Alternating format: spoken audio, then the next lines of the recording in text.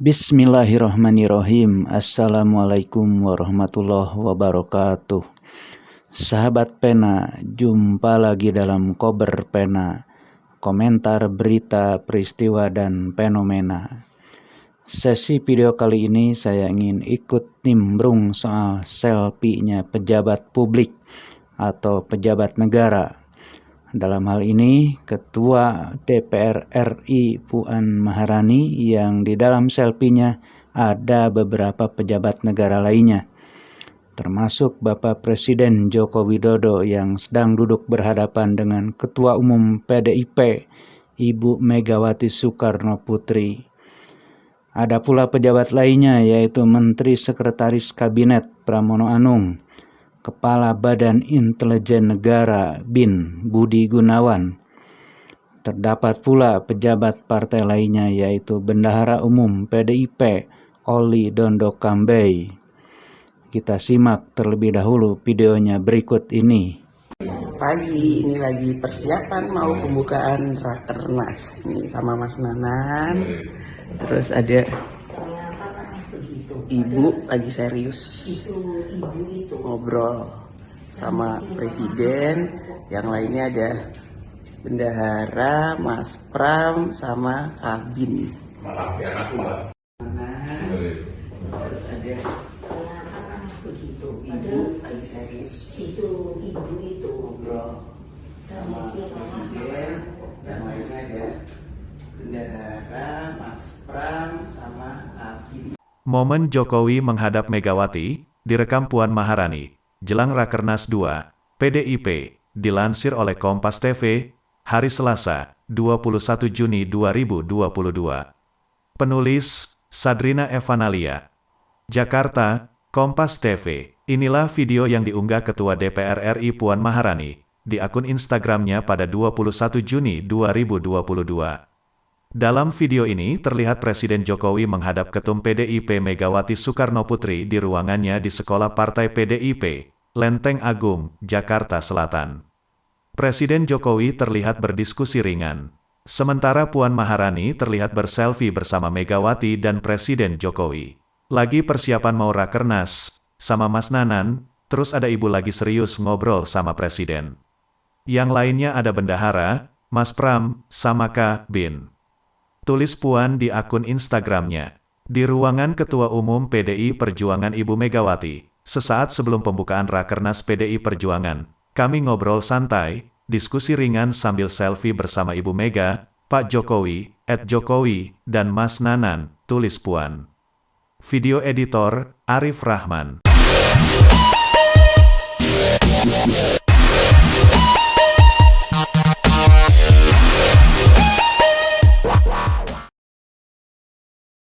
Pada dasarnya tidak ada yang salah dalam video ini. Tidak ada pelanggaran hukum atau penyimpangan peraturan perundang-undangan. Namun sudah barang tentu perlu diingat bahwa yang namanya pejabat publik atau pejabat negara perlu memperhatikan dan mempertimbangkan aspek lain di samping tidak boleh ada pelanggaran hukum. Apakah itu? Yaitu aspek moral dan etika. Karena disadari atau tidak, ada ratus juta pasang mata melihat dan menyaksikan perilaku selfie Anda. Kemudian perlu Anda pahami akan lahirnya asumsi dan persepsi. Bahkan muncul polemik baru di tengah masyarakat yang sedang dalam kondisi terpecah belah. Wajar pula jika dimungkinkan sebagian besar masyarakat ada anggapan bahwa Anda tidak memiliki empati dengan apa yang sedang diderita oleh masyarakat luas, dengan langka dan mahalnya minyak goreng, kenaikan bahan bakar Pertamax, tingginya tarif listrik, meroketnya harga cabai, dan kebutuhan pokok lainnya. Tampaknya para pejabat di negara kita ini tidak pernah sepi dari kontroversi. Mereka tidak sadar atau mungkin tidak pernah belajar psikologi bahwa yang namanya public figure dapat diibaratkan ikan hias di dalam akuarium yang siapapun dapat melihatnya dengan jelas, kontras, dan dari segala arah. Akan tampak bagaimana gestur tubuhnya, sifatnya, kemana arah berenangnya, termasuk corak dan warna tubuh yang dimilikinya.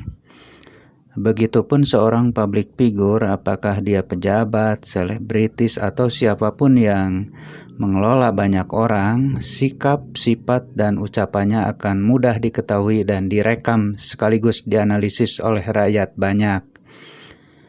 Dengan kata lain, apapun yang dilakukan pejabat negara sebagai public figure akan menjadi catatan baik atau buruk dan akan menjadi pengaruh besar di masyarakat.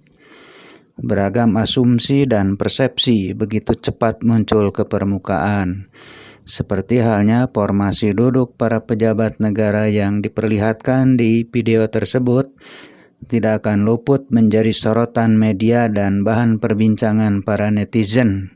Terutama yang paling menjadi sorotan publik adalah tempat dan cara duduk Presiden Jokowi yang dinilai kurang tepat sebagai orang nomor 1 di Indonesia. Beberapa netizen menanggapi formasi duduk ini dengan beragam postingan. Di antaranya formasi duduk berhadapan seperti ini dalam tanda kutip seseorang sedang diinterogasi atau diinterview oleh pihak yang berkepentingan. Atau seorang guru yang dipanggil kepala sekolah ke ruang kepala sekolah lalu ditanya sesuatu. Atau sedang dibina secara face to face. Biasanya formasi duduk seperti ini manakala kepala sekolah sedang melakukan kegiatan supervisi klinis. Ada juga yang ekstrim seperti yang ditulis akun Isbi Iskandar yang mengibaratkan murid yang sedang dipanggil oleh guru BP. Adapun seseorang bernama Abdillah Toha dalam akun Twitternya @abdillahtoha mencuit katanya aneh kalau tidak ada warga negara Indonesia yang tidak tersinggung. Kepala negaranya diperlakukan sebagai pegawai menghadap bos. Protokol presiden di mana? Putrinya dengan bangga merekam peristiwa itu meski presiden tampak keberatan. Ampun. Ya memang benar posisi yang salah. Seharusnya Pak Presiden yang duduk di kursi utama. Beliau adalah orang nomor 1 dan ketua partai sudah bukan apa-apa lagi di hadapan presiden. Meskipun sebagai pengusungnya. Yang menentukan jadi atau tidaknya presiden bukan partai, tapi rakyat sebagai pemilih dalam pemilu. Kembali ke pentingnya masalah etika dan moral bagi para pejabat. Meski tak ada sanksi hukum yang mengatur langsung pelanggaran etika bagi pejabat, namun persoalan etika dan moral tetap diatur melalui Badan Kehormatan Dewan. Tugas Badan Kehormatan DPR antara lain memantau dan mengevaluasi disiplin atau kepatuhan terhadap moral, kode etik, dan atau peraturan tata tertib anggota DPR dalam rangka menjaga martabat, kehormatan, citra, dan kredibilitas lembaga yang terhormat itu. Adapun hadirnya momen selfie Ketua DPR kemarin tentu layak untuk dipertanyakan hal-hal yang menjadi asumsi para netizen atau rakyat pada umumnya. Antara lain, 1. Melalui selfie tersebut, benarkah bahwa NKRI ini seperti milik keluarga Anda dan kelompok Anda? 2. Apakah Anda punya pikiran bahwa momen selfie ini akan ditonton oleh ratus juta pasang mata dan akan berakibat menambah kegaduhan di tengah masyarakat luas yang sedang dilanda perpecahan? 3. Apakah yakin Anda merasa bahwa negeri ini sedang baik-baik saja karena rakyat sudah makmur dan sejahtera, sehingga postingan video Anda tidak akan menjadi persoalan di tengah masyarakat? 4. Apakah benar Anda tidak memiliki empati terhadap rakyat yang sedang menderita akibat meroketnya harga kebutuhan pokok? Posting makanan saja di medsos sesungguhnya sudah menyimpang dari etika silaturahmi dengan teman medsos. Karena siapa tahu pada saat kita memposting makanan itu, ada teman yang sedang dalam kesusahan mencari sesuap makan. Kelima, sebagai pejabat negara, apakah Anda tidak sibuk sehingga ada keleluasaan waktu untuk berselfie ria?